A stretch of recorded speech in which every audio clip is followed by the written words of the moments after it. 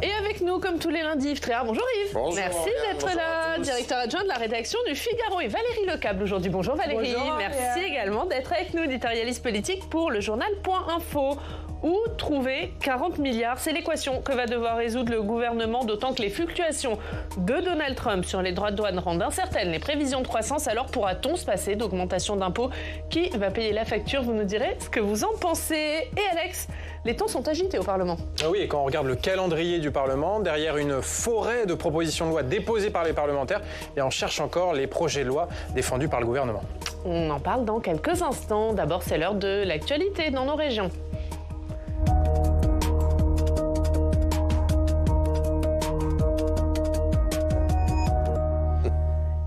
Le contexte international agité, les candidatures explosent pour devenir réservistes. L'objectif de l'armée, c'est d'en former 20 000 chaque année pour aboutir en 2035 à une armée avec un réserviste pour 2 militaires d'actifs. Clémentine Louise s'est rendue auprès du 40e régiment de transmission près de Thionville qui accueillait il y a quelques jours des réservistes pour une séance d'entraînement.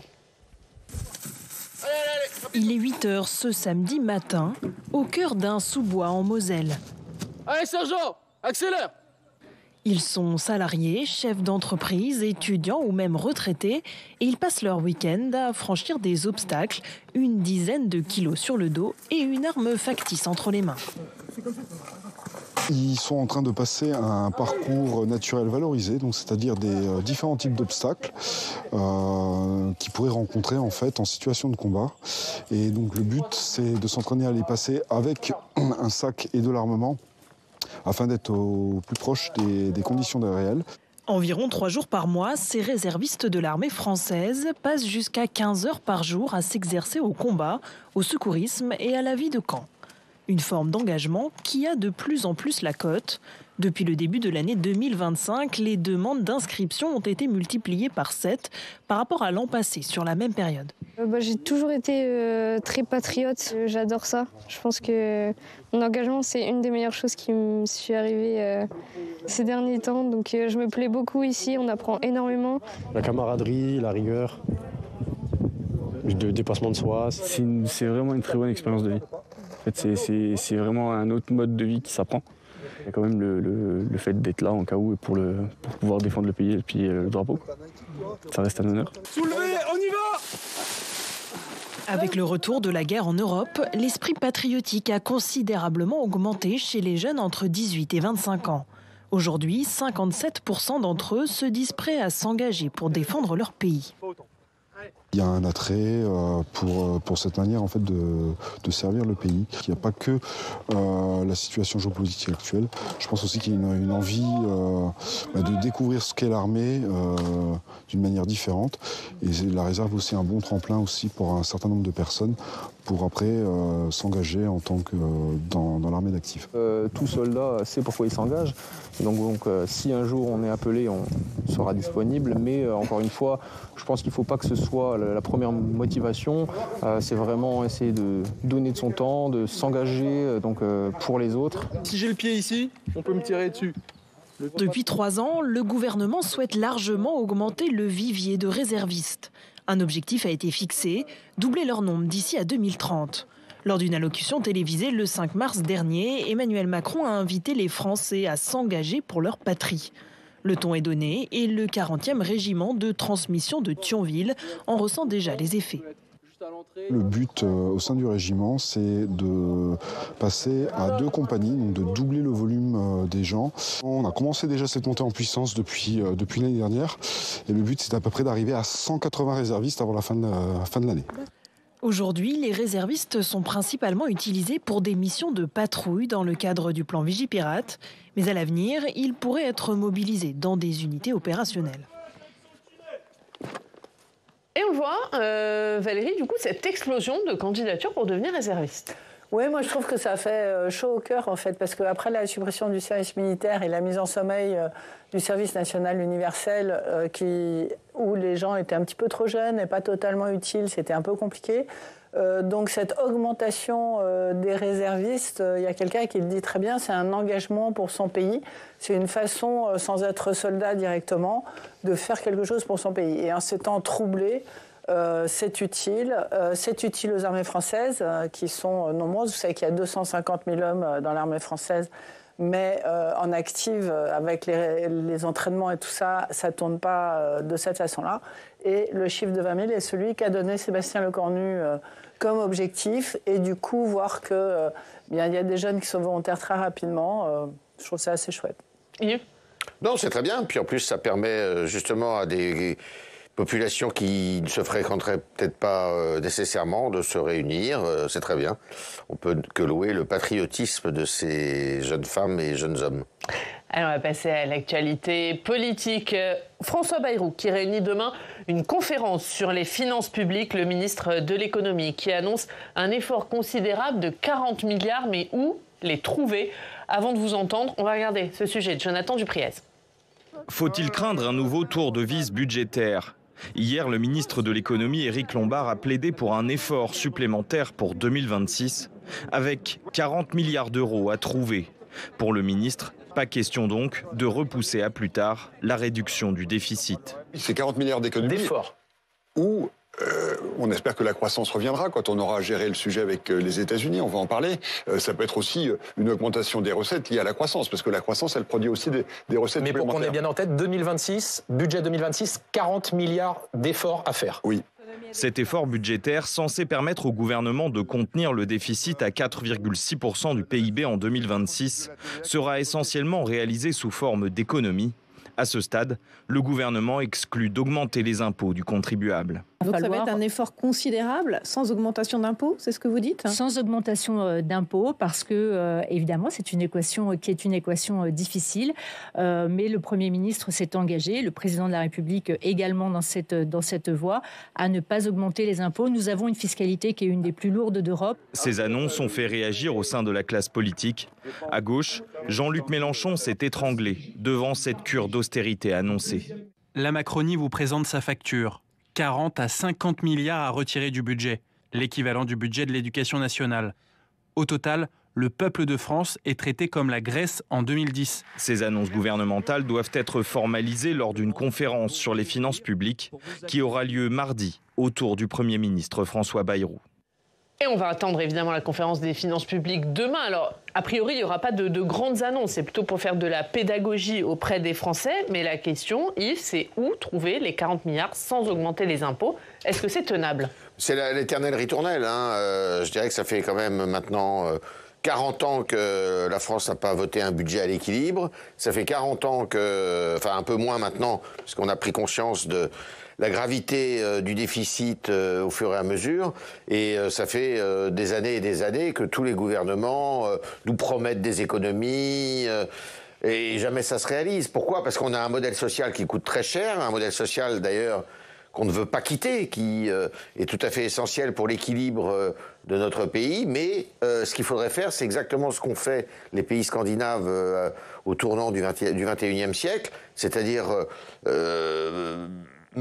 réfléchir à ce que doivent être les missions assurées par l'État, les missions prioritaires, et puis laisser tomber les autres. C'est ce qu'a fait le Canada, c'est ce qu'a fait nombre de pays scandinaves, et aujourd'hui, ils sont dans une situation qui est budgétairement meilleure que la nôtre. Et nous, c'est vrai qu'il y a un tas de missions qui sont inutilement remplies par l'État, et même des missions de service public qui pourraient très bien être assurées par des opérateurs privés et qui coûteraient sans doute moins cher dans l'exécution. Le problème qu'on a, mais c'est un problème que devait résoudre d'ailleurs Emmanuel Macron, il a été élu en 2017 là-dessus, c'est de dire il faut dépenser moins peut-être pour que ça fonctionne mieux. Et le problème, c'est qu'on dépense toujours plus et que ça fonctionne pas nécessairement mieux. Oui, ce qui est très intéressant dans ce qui a été dit hier par Éric Lombard pour préparer le terrain de la conférence sur les finances publiques demain, c'est le changement et c'est la bascule d'état d'esprit. Donc on va voir s'ils y arrivent ou pas, mais finalement Emmanuel Macron, à partir d'un certain moment, en tout cas depuis 2020 au minimum, c'est devenu le quoi qu'il en coûte. Et Lombard, il annonce exactement l'inverse, c'est-à-dire le quoi qu'il arrive. C'est-à-dire que le déficit à 4,6% et à l'issue du Conseil des ministres de mercredi, il y aura ce qu'on appelle la trajectoire budgétaire de la France envoyée à Bruxelles qui prévoit les 3% seulement en 2029, on se donne beaucoup le temps pour le faire, il n'y dérogera pas sous aucun prétexte. Voilà, c'est-à-dire la contrainte aujourd'hui, c'est de réduire le déficit. Pourquoi ? Parce que la France est au bord de la faillite. On a vu avec les États-Unis. Pourquoi les États-Unis ont renoncé aux droits de douane ? Parce qu'il y a eu une attaque sur leur dette en fait. C'est ça qui s'est passé. Et quand il y a une attaque sur la dette, eh bien c'est dangereux. Et d'ailleurs Mélenchon ne s'y trompe pas en disant mais c'est la Grèce. Oui, parce que notre dette est l'une des plus élevées d'Europe. Donc on ne peut pas continuer comme ça et ils sont au pied du mur en vérité. Donc il promet quoi ? Alors rapidement on élimine la croissance, on passe de 0,9 à 0,7 là en ce moment à cause des droits de douane. Donc il attend et pas avec des incertitudes. Hein. Voilà. Il n'exclut pas que ça baisse encore. Il n'en attend pas grand-chose. Et il y a un petit bout de 2 milliards d'euros qui vont être demandés aux contribuables les plus aisés en pérennisant, c'est technique et compliqué, mais la lutte contre la suroptimisation fiscale en 2026. Donc il reste quoi ? Il reste réduire les dépenses. Amélie de Montchalin, depuis qu'elle est à Bercy, elle travaille bien, cette femme d'ailleurs, elle a lancé ce qu'on appelle une revue des dépenses publiques, c'est-à-dire reprendre poste par poste combien coûte à la France, est-ce que c'est utile, est-ce que c'est inutile, est-ce qu'on peut améliorer. Donc ces économies vont être faites sur la réduction des dépenses publiques. Il faut rappeler que c'est 57% du PIB de la France aujourd'hui. C'est trop cher. Les intérêts de la dette vont nous coûter en 2026 70 milliards. C'est davantage que le budget de la défense, donc c'est quand même très important. Ça nous coûte trop cher, donc il faut que ça cesse. Moi, la seule inconnue que j'ai, je trouve que c'est assez cohérent, ce qu'il dit, je ne sais pas si... Alors, très important, il renvoie beaucoup la balle aux partenaires sociaux. À plusieurs reprises, il a dit, les partenaires sociaux sont réunis en conclave, le MEDEF et la CFDT discutent en ce moment, parce que ça va être un tiers l'État, un tiers les collectivités locales et un tiers les dépenses sociales, en fait, réparties à peu près équitablement. Donc, il renvoie beaucoup la balle à ce conclave dont personne ne parle plus, mais tant mieux, comme ça, il travaille pour trouver des solutions. L'inconnu qu'il n'a pas évoqué hier, c'est comment on finance le réarmement de la France. Ça, moi, j'ai pas compris. Il y a quand même 2 limites. La première limite, c'est qu'il n'y a pas de majorité. Et sans majorité, je ne vois pas très bien ce qu'ils peuvent faire. Et deuxièmement, il ne sortira rien du conclave. Une crise. Oui, une crise sociale. Il va y avoir une crise. Pour vous, politique. Il va sortir une crise de ce conclave. C'est gros comme le nez au milieu de la figure. Il ne peut pas y avoir quoi que ce soit dans cette... Sophie Binet a dit ce matin il faut redonner la parole soit au Parlement, soit au peuple, à faire un référendum sur les retraites. Vous voyez. Donc, non, mais ça, c'est la CGT qui est pas dans le tour de table, je dirais. Mais... je ne vois pas ce qui peut sortir du conclave. Quand on est un pays où à 75% de la population qui ne veut pas comprendre qu'il faut augmenter l'âge de départ à la retraite, on est plutôt mal parti. Hein. Pour trouver ces 40 milliards, je vous fais réagir Valérie, faut-il faire contribuer les Français les plus riches ? Oui, selon le président de la Commission des Finances, Éric Coquerel, on l'écoute. C'est très clair, il faut taxer les patrimoines, c'est la taxe Zucman, vous savez, qui rapporterait à minimum 15 milliards. Il faut restaurer l'ISF, il faut faire aussi d'en finir avec la flat tax, qui est un bouclier pour le capital, et il y a quoi récupérer à peu près 30, 40, 50 milliards assez facilement, au lieu de baisser les dépenses publiques, qui, je le répète, non seulement vont impacter sur la vie de tous les jours des Français. Vous croyez qu'on a de quoi encore se payer moins 1,5 milliard dans le logement, alors qu'il y a une crise absolument terrible, et d'un autre côté, on irait chercher des recettes, on pourrait à la fois ne pas laisser filer des déficit de ce fait-là et en même temps investir notamment dans l'écologie parce qu'on en a bien besoin. Est-ce qu'il faut faire contribuer les plus riches ? Éric Lombard a dit hier qu'il était pour pérenniser la contribution sur les hauts revenus. Elle est exceptionnelle à l'heure actuelle. Oui, mais ce qu'est en train d'évoquer Éric Coquerel, ce n'est pas les revenus des plus riches, c'est leur patrimoine. Et c'est là où ils ne sont pas d'accord, en fait. C'est-à-dire que le patrimoine, c'est le stock. Et là, les chefs d'entreprise, notamment français, qui ont des entreprises familiales et qui souvent ont leur argent dans leur entreprise, demandent de ne pas y toucher. Il dit, si vous y touchez, on partira, on quittera la France. Donc, ce que propose Éric Lombard, c'est de toucher leurs revenus, ce qui n'est pas la même chose. Et sur les revenus, il y a une espèce de consensus des plus riches pour faire un effort supplémentaire. Après, pour revenir sur ce qu'on... Avec juste Marc Fesneau qui dit la même chose. Hein. Marc Fesneau, premier vice-président du MoDem, le parti de François Bayrou, qui dit... non, Éric Lombard qui dit il faut pérenniser la contribution sur les revenus. Oui, sur les revenus, on est d'accord. Mais ils veulent pas... Par exemple, hier, quand on lui pose la question est-ce que vous rétablissez l'ISF, il dit non, parce que l'ISF, c'est plutôt le patrimoine. C'est pas la même chose. Il faut bien comprendre la différence. Après, sur l'histoire du conclave, oui, vous avez raison sur le papier. Ce conclave ne devrait rien donner. Sophie Binet n'y est plus, elle a claqué la porte. FO a claqué la porte le premier jour. Il n'y a que le MEDEF et la CFDT. Le seul petit espoir qu'on peut avoir, c'est que la CFDT, depuis des années, demande qu'on la responsabilise. C'est-à-dire de faire le contraire de ce qui a été fait pendant la réforme des retraites par Emmanuel Macron, d'écouter rien ni personne et de n'en faire qu'à sa tête. Eux, ils disent, nous, on peut y arriver et on peut trouver une solution. Et je remarque que la grande crainte, c'était que le MEDEF ne continue pas à discuter, et le MEDEF est toujours là. Le MEDEF discute. Donc, on n'entend rien filtrer de ce qui est en train de se passer. On voit un ministre de l'économie qui met des espérances dans ce résultat qui ne devrait pas être avant fin juin, à mon avis, donc pas tout de suite. Moi, je ne sais pas, laissons-leur le bénéfice du doute pour l'instant, parce que cette histoire d'âge légal de la retraite, on n'en est pas là. Et il y aurait un jour une possibilité, alors là, on n'a pas le temps avant 2027, mais après, qu'est-ce qui compte? Le nombre d'années où les gens cotisent ou l'âge légal auquel ils partent à la retraite? Il n'y a qu'en France qu'on a la double peine, en fait.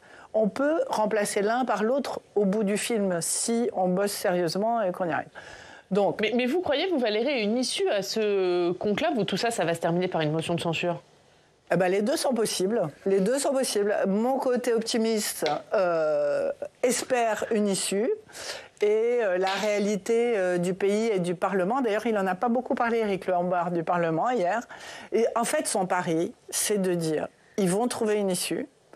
Et quand l'issue sera verrouillée entre le MEDEF et les syndicats à minima, la CFDT, le Parlement sera bien obligé d'écouter ce que disent les partenaires sociaux. Mais c'est un pari, hein. Sauf que le Parlement, comme vous le rappelez, c'est un peu compliqué en ce moment. Et Alex, difficile de voir le cap fixé par le gouvernement quand on regarde le calendrier du Parlement. Ah oui, dans une Assemblée nationale où il n'a pas de majorité, le gouvernement de François Bayrou porte dans l'hémicycle très peu de projets de loi, c'est-à-dire de textes de son initiative pour ne pas subir de revers politiques. Alors même si la semaine dernière, il défendait quand même le projet de loi de simplification économique, mais c'est un vieux texte, un texte déposé il y a 1 an et qui s'est transformé aujourd'hui en bataille politique autour des normes environnementales. Un débat d'ailleurs qui a été interrompu la semaine dernière jusqu'à la fin du mois pour cause de vacances parlementaires. Et pour le reste, le gouvernement s'appuie sur une succession de propositions de loi, c'est-à-dire des textes à l'initiative des députés et des sénateurs sur des thèmes très différents. Alors quelques exemples, la proposition de loi narcotrafic dont on a beaucoup parlé, mais aussi par exemple une proposition de loi sur la sûreté dans les transports ou un texte sur la parité au municipal dans les communes de moins de 1000 habitants. Une stratégie qui du coup est moins lisible en termes d'action politique mais assumée par la porte-parole du gouvernement. Est-ce que le gouvernement a complètement perdu la maîtrise du calendrier parlementaire? Non, pas du tout. Nous faisons, avec la nouvelle Assemblée, la nouvelle constitution de l'Assemblée, la place belle à l'ensemble des propositions de loi parlementaires. Et donc, nous inscrivons à leur demande un certain nombre de textes qui sont issus soit de l'Assemblée nationale, soit du Sénat. Ce ne sont pas des projets de loi, mais ce sont des propositions de loi issues du parlementarisme. Et ça aussi, c'est la nouvelle façon pour François Bayrou de faire la loi. Alors, nouvelle méthode pour faire la loi. Autre exemple de cette multiplication des propositions de loi, un texte qui modifie le mode de scrutin des élections municipales à Paris, Lyon, Marseille. Et François Bayrou a souhaité mettre ce texte en débat en ce moment, c'est-à-dire moins d'1 an avant les élections municipales 2026, ce qui est quand même très tard pour changer le mode de scrutin. Et cette proposition de loi à l'Assemblée, elle a été adoptée grâce aux voix des députés macronistes, de la France Insoumise et du Rassemblement National, une alliance de circonstances pour le moins baroque, mais qui là encore est assumé par le bloc central. C'est la démocratie qui s'applique. Ou alors on dit l'Assemblée c'est 577 moins 140, et au nom de quoi? Ces gens-là ont été élus, hein. C'est des adversaires. On ne trouvera pas le modem sur le fait que ce soient des adversaires irrésolus. Il y a eu aussi, parfois sur le budget, une alliance entre le RN et LFI, voire complètement le nouveau Front Populaire, pour faire battre le socle. Bon, c'est la vie démocratique. Et un député RN, il vaut un député MoDem. Voilà, des alliances très variables dans cette Assemblée nationale.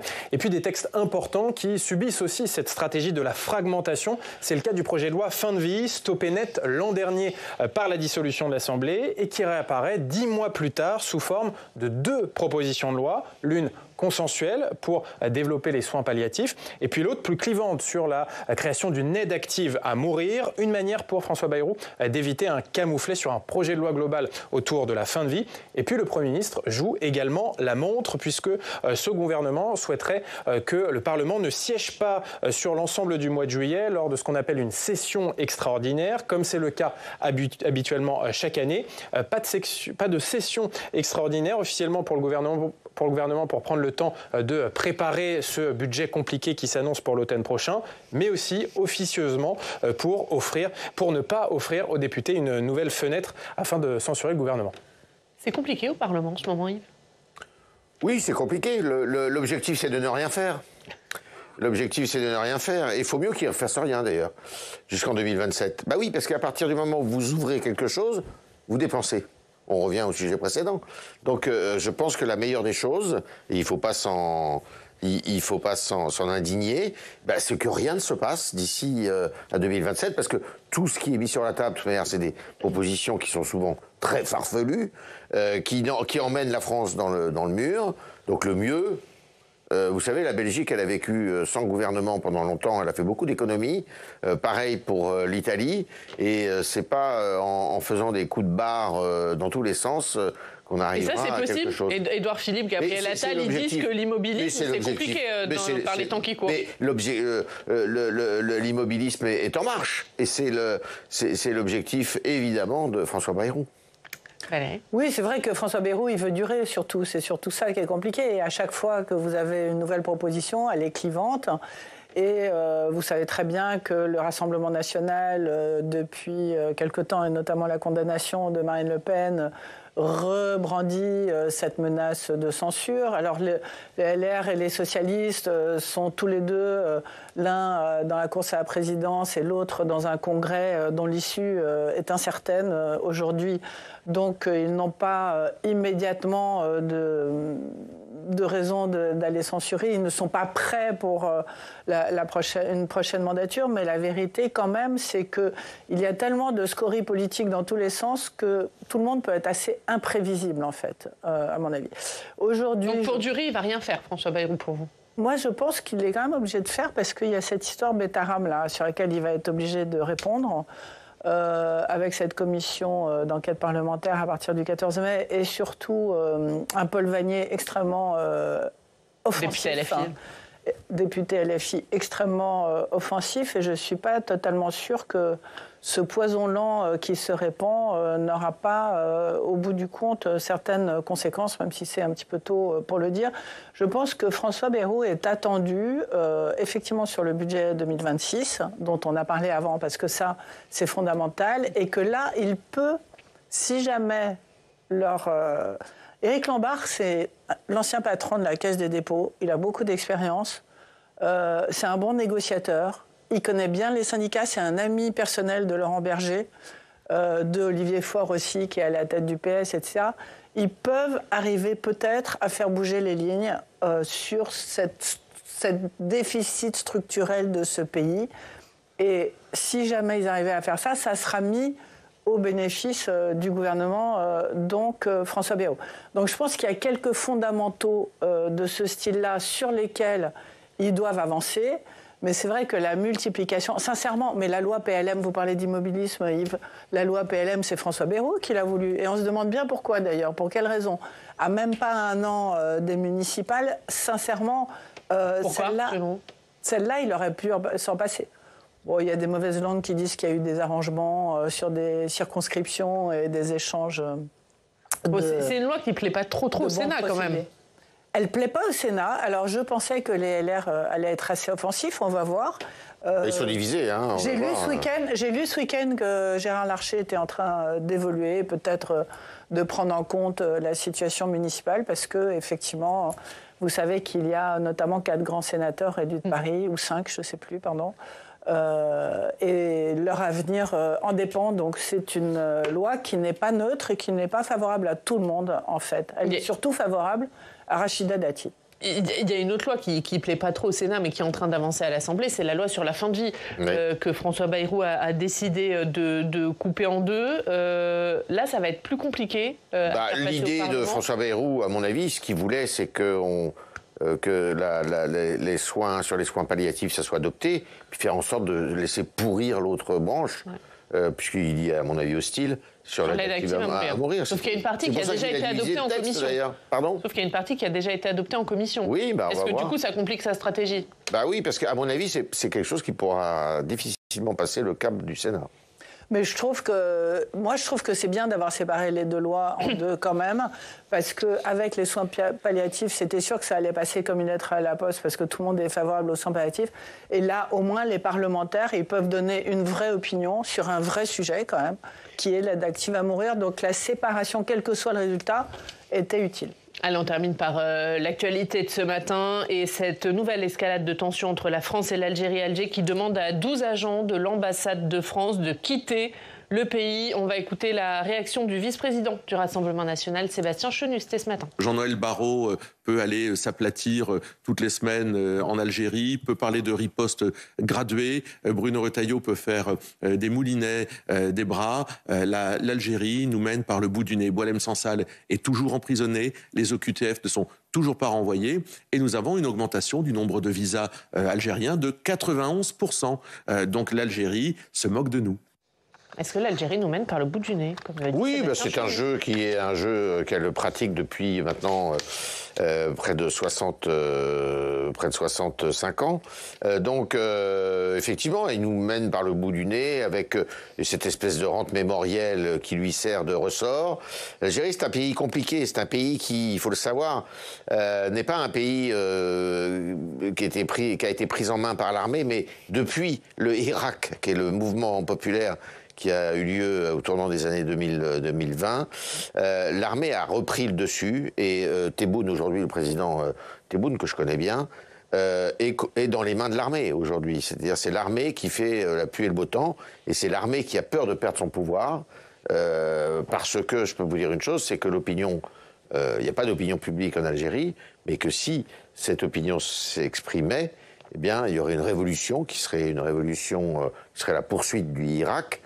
C'est-à-dire il y aurait un mouvement, car les dirigeants de l'Algérie sont très contestés dans leur propre pays. Et d'ailleurs, les influenceurs, là, aujourd'hui, dont on parle en France, très souvent, ce sont des influenceurs qui sont hostiles au régime actuel. Mais est-ce que pour vous, Jean-Noël Barrot, il va réussir à faire revenir l'Algérie sur sa décision ?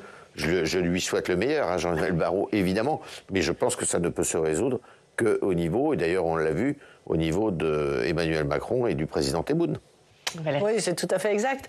Ce qu'il faut dire, c'est qu'est-ce qui s'est passé en un mot. En fait, il y a un agent consulaire algérien qui a été mis en examen et arrêté pour être soupçonné d'avoir effectivement aidé un influenceur algérien dans des malversation. Enfin bon, peu importe.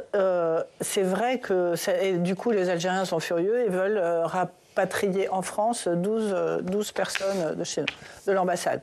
Le sentiment global que ça donne, c'est que quand même Emmanuel Macron et le président Tebboune se sont parlé il y a une semaine, pendant un long coup de fil qui a duré un bon moment, et le bras de fer continue en fait. C'est-à-dire qu'on a quand même l'impression que qu'on utilise la méthode forte comme Bruno Retailleau a voulu le faire, qu'on discute avec le président comme Emmanuel Macron l'a fait à la demande du président qui ne voulait plus parler à Retailleau, qui ne voulait plus en entendre parler, ou que Jean-Noël Barrot aille dans une rencontre assez froide, hein, il n'a pas été accueilli à bras grands ouverts, tout ça n'est pas très utile et effectivement on ne voit pas trop l'issue. Merci à tous les deux, vous restez avec nous, on regarde ce qu'il y a la une de la presse régionale ce matin.